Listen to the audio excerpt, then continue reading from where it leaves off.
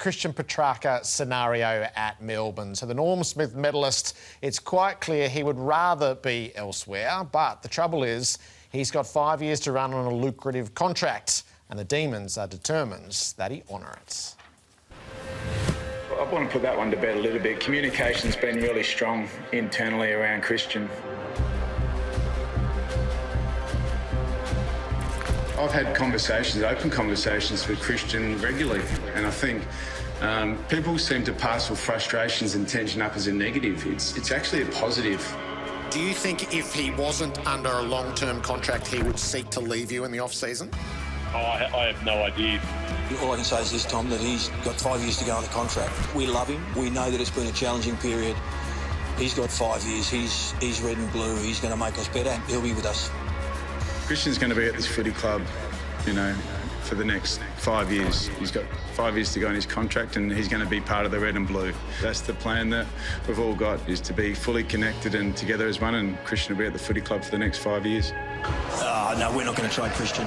We acknowledge that it's been a really tough time for him, but our footy club's been built around some really important signings, and Christian's one of them. Will you keep him? Oh, most definitely. So he's not looking to go? He's contracted for 5 years, Mick. He's with us. Well, yeah, but is he looking to go? No, he's not looking to go. He's staying with us.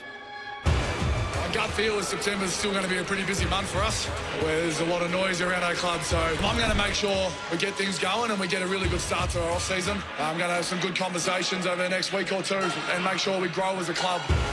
But Christian's got a contract and he's going to be there for 5 years, so that's the space that we'll live in. I can only tell you what to come out of Melbourne.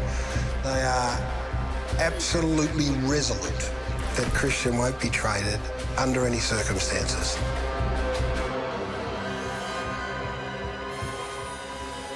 He'll hold or deal. 6 weeks for this to play out across. Oh, it's beyond messy, this. There's no winners. The club's not winning. Petracca's not winning.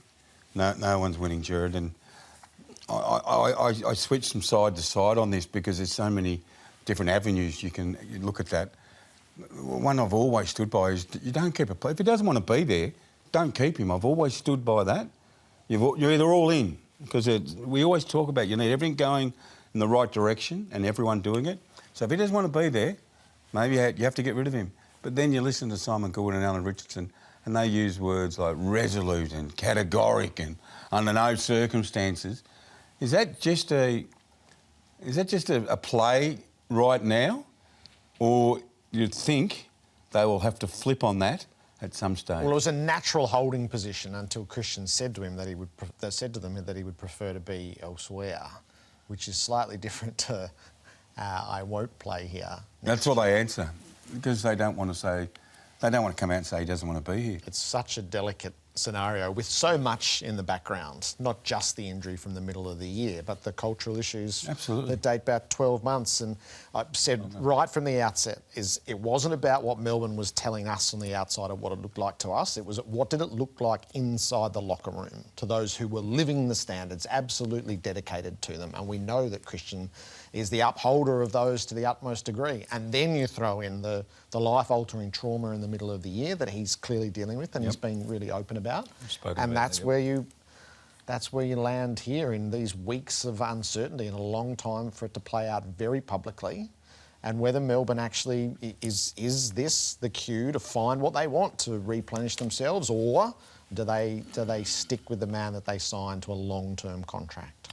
My understanding is that some teammates are frustrated with him for a number of reasons, but one mainly, and you may laugh at this and people may laugh at this, that Melbourne have been building what they would have said it was a good culture, a good program, which led them to win the premiership in 2021.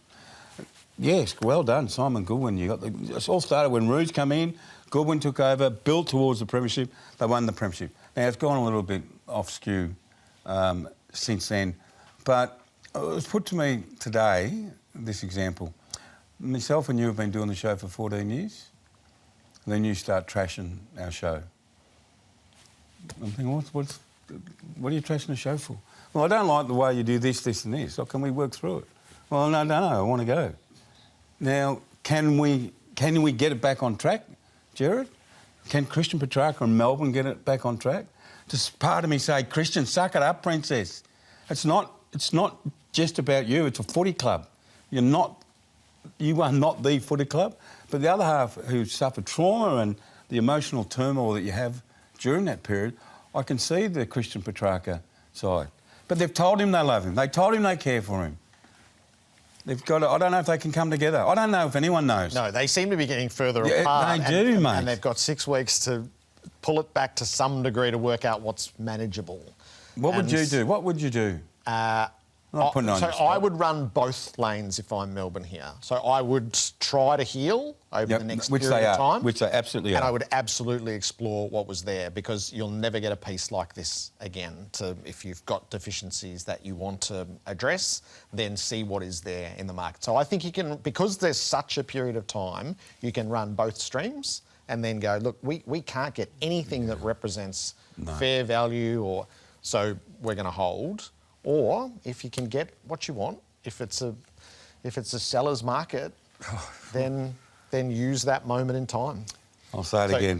Both are in play. Yeah, this is a very unfortunate situation for that footy club. Yep. And for Petracca. So Petracca has done a couple of interviews with us since this happened, and his third is with the Howie Games. This is post his break in Noosa.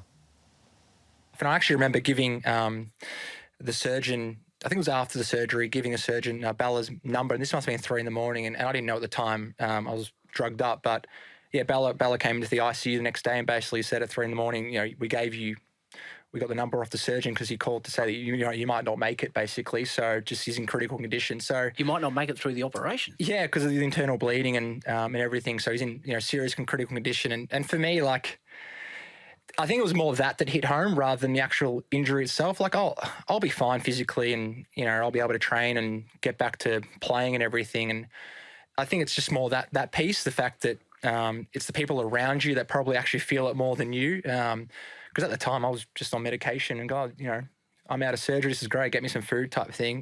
But then you look at Bella's face and you go, far out. Like this must have been way more serious than what I initially interpreted it was. And then ever since then, like the last 6 or 7 weeks has been really tough on both of us.